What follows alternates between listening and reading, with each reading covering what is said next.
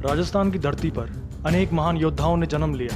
इन्हीं महान योद्धाओं में एक अविस्मरणीय नाम है पृथ्वीराज चौहान का, जिन्हें राव पिथौरा के नाम से भी जाना जाता है। महज 11 वर्ष की आयु में पिता की मृत्यु के पश्चात दिल्ली एवं अजमेर का कार्यभार संभालने वाले पृथ्वीराज अपनी किशोरावस्था से ही एक कुशल योद्धा थे और साथ ही शब्दभेदी बाण चलाने में महारत हासिल कर चुके थे। पृथ्वीराज का जन्म 1149 में हुआ। पृथ्वीराज महाराज सोमेश्वर एवं माता कपूरी देवी की संतान थे।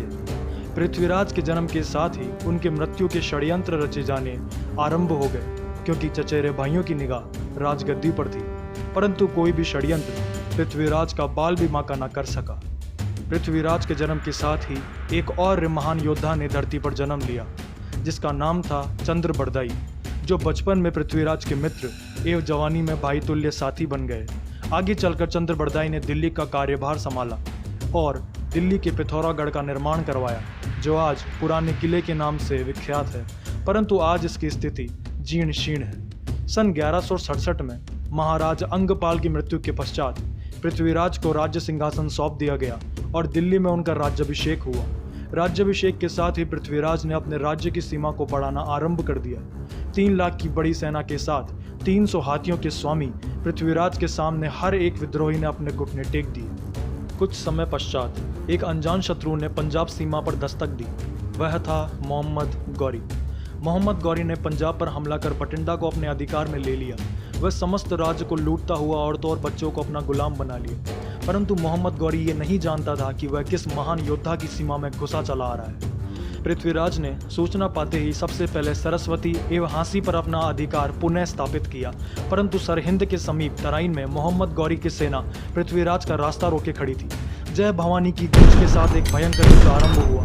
पृथ्वीराज की सेना मोहम्मद गौरी पर भारी पड़ती नजर आ रही थी। अचानक एक भाला गौरी के पैरों में लगा, जो कि गोविंद राय द्वारा चलाया गया था। इसके पश्चात जो भागा सो बच गया, जो रुक गया सो चल बसा। ऐसी हालत गौरी की सेना की हो गई थी। मोहम्मद गौरी भी घायल हो चुका था, अतः गौरी की हार तय हो गई थी। गौरी को बंदी बना लिया गया, परंतु पृथ्वीराज ने क्षत्रिय धर्म का पालन करते हुए गौरी को छोड़ दिया और अपने वतन जाने का आदेश दिया। दूसरी ओर गौरी ने भी खुदा की कसम खाई और यह वचन दिया कि वह दोबारा दिल्ली की ओर आंख उठाकर भी नहीं देखेगा। इसके पश्चात समय बीतता गया और सेना हर हर महादेव के नारे लगाती हुई कई अन्य राज्यों को भी जीतती हुई चली गई, परंतु जितना बड़ा राज्य उसके उतने बड़े दुश्मन। जयचंद भी उनमें से एक था। वह पृथ्वीराज से ईर्ष्या भाव रखता था। जयचंद की एक पुत्री भी थी, जिसका नाम था संयोगिता। केवल चित्र मात्र को देखकर संयोगिता एवं पृथ्वीराज एक दूसरे से मोहित हो गए थे। इस बात का पता जब जयचंद को हुआ तो उसने संयोगिता का स्वयंवर आयोजित करवा दिया। उस समय के सभी राजाओं को न्योता भेजा गया, परंतु पृथ्वीराज को नहीं, अपितु पृथ्वीराज की मूर्ति को दरबान के स्थान पर लगा दिया गया। स्वयंवर आरंभ हुआ और संयोगिता ने वरमाला मूर्ति के गले में डाल दी।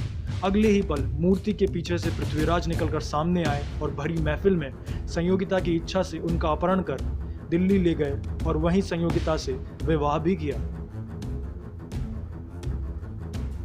इसी कारण जयचंद के मन में पृथ्वीराज के खिलाफ कटुता बढ़ती चली गई और वह मोहम्मद गौरी से जा मिला।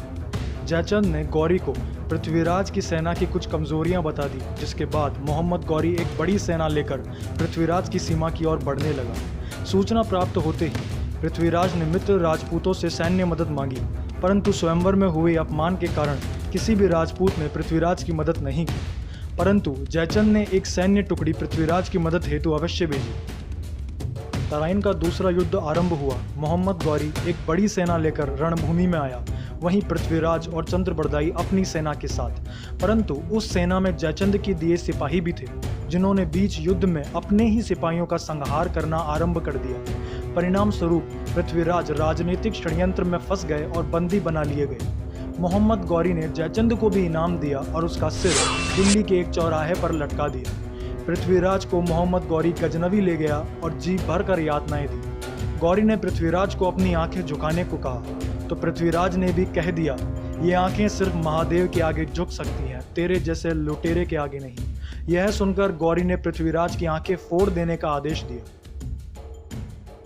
मित्र चंद्रबरदाई द्वारा पृथ्वीराज की ऐसी दुर्दशा देखी नहीं जा रही थी, तो उसने मोहम्मद गौरी से आखिरी इच्छा पूरी करने को कहा।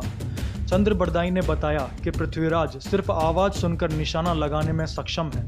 गौरी को यह सुन यकीन नहीं हुआ और उसने पृथ्वीराज को यह कारनामा करने को कहा। सिपाही द्वारा पृथ्वीराज को इशारा किया गया, परंतु पृथ्वीराज ने कहा कि मैं एक राजा हूँ और मैं सिर्फ एक राजा का ही आदेश मानूंगा। यदि सुल्तान मुझे आदेश करें तो ही मैं तीर चलाऊंगा। आदेश देते ही चंद्रबरदाई ने एक दोहा गाया, 4 बांस 24 गज, अंगुल अष्ट प्रमाण, ताही ऊपर सुल्तान है मत चूके चौहान। जैसे ही चंद्रबरदाई ने इशारा दिया, पृथ्वीराज ने अपने शब्द भेदी बाण का मुंह सुल्तान की ओर घुमा दिया और तीर सुल्तान की गर्दन पर जाकर लगा और वह यमलोक सिधार गया। इसके साथ ही चंद्रबरदाई और पृथ्वीराज ने एक दूसरे को छुरा घोंप कर अपनी जीवन लीला समाप्त कर ली। इसी प्रकार की अन्य यश गाथाओं को सुनने के लिए सब्सक्राइब कीजिए हमारे चैनल फेस ऑफ हिस्ट्री को और सब्सक्राइब के पास बेल आइकन दबाना ना भूलें।